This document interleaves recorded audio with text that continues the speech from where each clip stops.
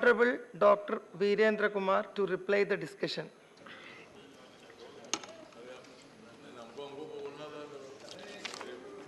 धन्यवाद उपाध्यक्ष महोदय।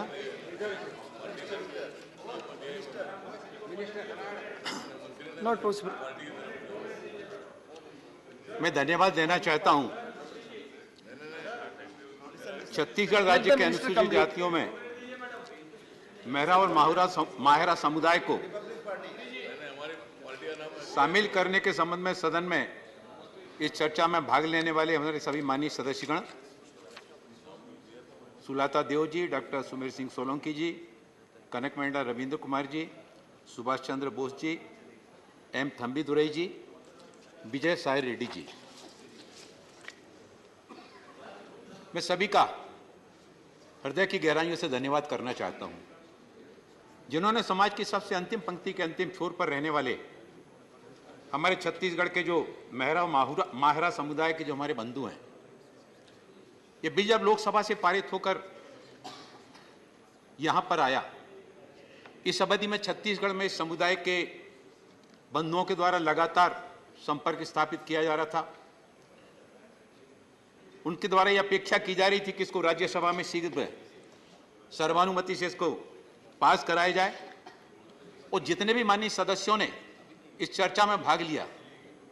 उनकी जो अभिव्यक्ति निकल के आई, जो प्रतिध्वनि निकल के आई,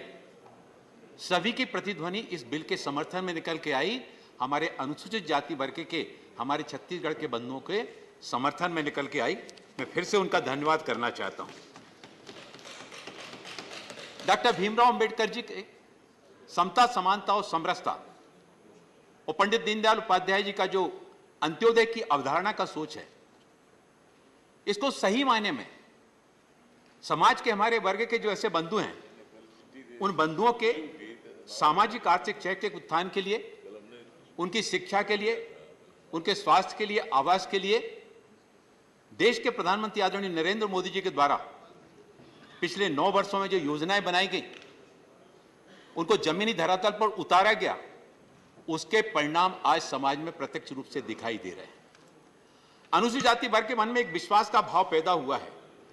अभी हमारे डॉक्टर सुमेर सिंह सोलंकी जी बोल रहे थे कि 60 साल तक पंचायत से लेकर पार्लियामेंट तक जिन लोगों ने राज किया, केवल दिवा स्वप्न दिखाने का काम किया, लेकिन सही मायने में उनके विकास के लिए जो योजनाएं बनना चाहिए थी, उनको जीवन में आगे बढ़ने के लिए जो अवसर प्रदान किए जाने चाहिए थे, उस काम को आगे नहीं बढ़ाया गया।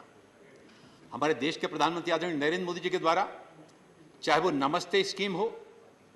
चाहे वो वेंचर कैपिटल फंड की बात हो, चाहे कौशल विकास की बात हो, इन सभी के माध्यम से जहां उनके जीवन में सुगमता लाने के लिए, स्वावलंबन लाने के लिए इन योजनाओं को आगे बढ़ाया गया, वहीं पंचतीर्थों का निर्माण करा के डॉक्टर भीमराव अंबेडकर जी के जीवन से जुड़े हुए जो पंचतीर्थ हैं, पहली बार किसी देश के पंतप्रधान ने हमारे डॉक्टर भीमराव अंबेडकर जी के जीवन से जुड़े हुए जो महत्वपूर्ण स्थान है, चाहे वो इंदौर में महू का उनकी जन्मस्थली हो, doctor Bhimrao Ambedkar international centre हो, डॉक्टर भीमराव अंबेडकर राष्ट्रीय संग्रहालय हो, नागपुर की दीक्षा भूमि हो, मुंबई की चैत्य भूमि हो और लंदन की शिक्षा भूमि हो, इन पांचों स्थान पर जब अनुसूचित जाति वर्ग के बंधु जाते हैं, इन पंच तीर्थों का जब दर्शन करने के लिए जाते हैं, बाबा साहब के जीवन का जब दर्शन का प्रत्यक्ष रूप से जब वो दर्शन करते हैं, तो तब उनको एहसास होता है कि 60 वर्ष तक डॉक्टर भीमराव अंबेडकर जी ने पूरे देश में जो समता, समानता, समरसता के संदेश को आगे बढ़ाने का काम किया, सरकारों द्वारा डॉक्टर भीमराव जी को समाज के सामने जिस रूप में सामने लाया जाना चाहिए था, उसके प्रयास नहीं किए गए। उन प्रयासों को, परिणामों को सही मायने में समाज के सामने लाने का काम किसी के द्वारा किया गया, तो देश के प्रधानमंत्री आदरणीय नरेंद्र मोदी जी के द्वारा किया गया। और प्रधानमंत्री जी को सोच में जहां डॉक्टर भीमराव अंबेडकर जी के दर्शन होते हैं, वहीं पंडित दीनदयाल उपाध्याय जी के अंत्योदय का भी दर्शन होते हैं। सबका साथ, सबका विकास, सबका विश्वास और देश को, भारत को आत्मनिर्भर बनाने में सभी का सामूहिक प्रयास। भारत के विकास की अगर हम बात करें तो चाहे राष्ट्रीय राजमार्गों की बात हो, प्रधानमंत्री ग्राम सड़क योजना की सड़कों की बात हो, देश में बनने वाले विश्वविद्यालयों की बात हो, कॉलेज की बात हो, IIT की बात हो, उद्योग धंधे और कारखानों की बनाने की बात हो, अनुसूचित जाति वर्ग का व्यक्ति, अनुसूचित जाति वर्ग का बंधु हर स्थान पर न जाता है। गगनचुंबी इमारतों को बनाने में हमारे अनुसूचित जाति वर्ग के बंधुओं का बहुत बड़ा योगदान होता है। वो स्वयं जब राष्ट्रीय राजमार्ग बनाया जाता है तो सड़क के किनारे वो अपनी टीन की छोटी सी झुग्गी बनाकर वो वहां पर रहते हैं, लेकिन हम और आपको जाने के लिए सनसनाती हुई सड़कें बनना चाहिए, चमचमाती हुई सड़कें बनना चाहिए, दमदमाते हुए गगनचुंबी इमारतें बनना चाहिए। इनको बनाने का काम अगर कोई करता है तो हमारा अनुसूचित जाति समाज का बंधु हमारा करता है। हमारे देश की अर्थव्यवस्था 10 में से 5वें स्थान पर पहुंची। इसमें हमारे अनुसूचित जाति समाज का बहुत बड़ा योगदान है। समाज जीवन के हर क्षेत्र में, सड़क से लेकर सफाई से लेकर सुरक्षा तक, समाज जीवन के विभिन्न क्षेत्रों में अनुसूचित जाति वर्ग के व्यक्ति का प्रतिनिधित्व वहां पर दिखाई देता है। उन्होंने अपने परिश्रम से, विश्वास से समाज में जो स्थान अर्जित किया, आज देश के प्रधानमंत्री के द्वारा जब इन प्रयासों को आगे बढ़ाया गया तो आज अनुसूचित जाति वर्ग के मन एक विश्वास का भाव पैदा हुआ कि मोदी जी हैं तो मुमकिन है। अनुसूचित जाति की सूची में संशोधन करने के लिए हमारे सभी माननीय सदस्यों ने समर्थन किया। हमारे उड़ीसा की हमारी बहन सुलाता देव जी ने कहा कि उड़ीसा की सरकार के द्वारा वहां कुछ जातियों को अनुसूचित जाति में शामिल करने के लिए राज्य सरकार के द्वारा अनुशंसा की गई थी, लेकिन आरजीआई के द्वारा इस प्रस्ताव का समर्थन नहीं किया गया और इस कारण से इसको निर्धारित प्रक्रियाओं के अंतर्गत निरस्त कर दिया गया। हमारे वरिष्ठ सांसद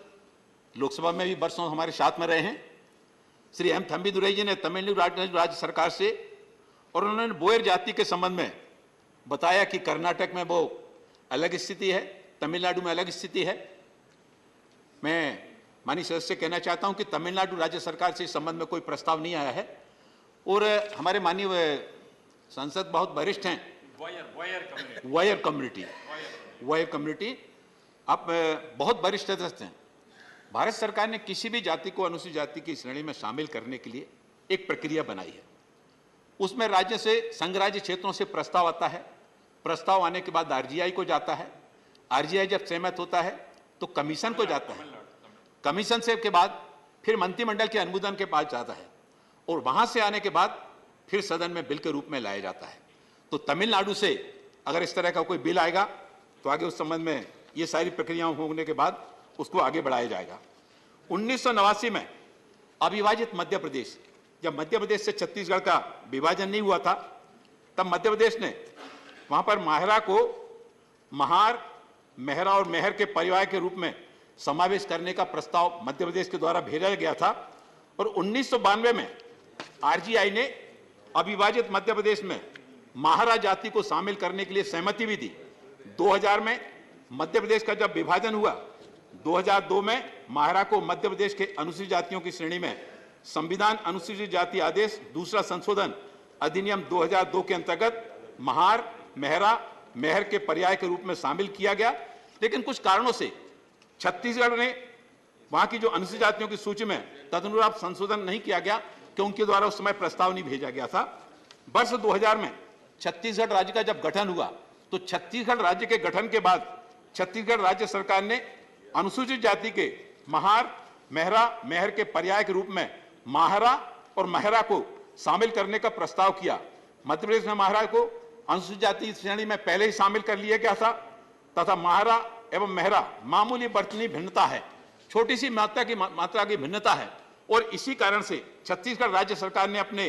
दिनांक 3/6/2021 और 28/1/2022 के पत्रों के द्वारा अनुशंसा करके राज्य की महार, मेहरा और मेहर के साथ में क्रमांक 33 पर मेहरा और माहरा को पर्याय के रूप में शामिल करने के लिए जो प्रस्ताव भेजा, जिसका आरजीआई ने और राष्ट्रीय अनुसूचित जाति आयोग ने समर्थन किया। इस पर संबंधित मंत्रालयों के द्वारा भी और अनापत्ति दी गई और इसके उपरांत केंद्रीय मंत्रिमंडल के अनुमोदन से सदन में पहले लोकसभा में लाया गया, वहां पर सर्वसम्मति से पारित हुआ और आज भी सभी माननीय सदस्यों के द्वारा इसको समर्थन दिया गया है। जो हमारे मेहरा और माहरा के लगभग 2 लाख की आबादी है, यहाँ पर छत्तीसगढ़ में बुनाई और कोटवारी का काम करते हैं। एक बहुत बड़ी संख्या उनकी है जिनको की अनुसूचित जाति की श्रेणी में शामिल होने पर उनको राज्य सरकार की, केंद्र सरकार की नौकरियों में आरक्षण मिलेगा, शिक्षा में उनको अधिकार मिलेंगे, वेंचर कैपिटल फंड से कम ब्याज पर लोन लेकर वो अपने उद्यम भी लगा सकेंगे उनको केंद्र सरकार की, राज्य सरकार की सारी सुविधाओं का लाभ मिल सकेगा। और इसलिए मैं आपके माध्यम से सदन से अनुरोध करता हूं कि इसको सर्वसम्मति से पारित कराने में अपना सहयोग दें। Thank you, Minister. The question is that the Constitution Scheduled Caste Order Amendment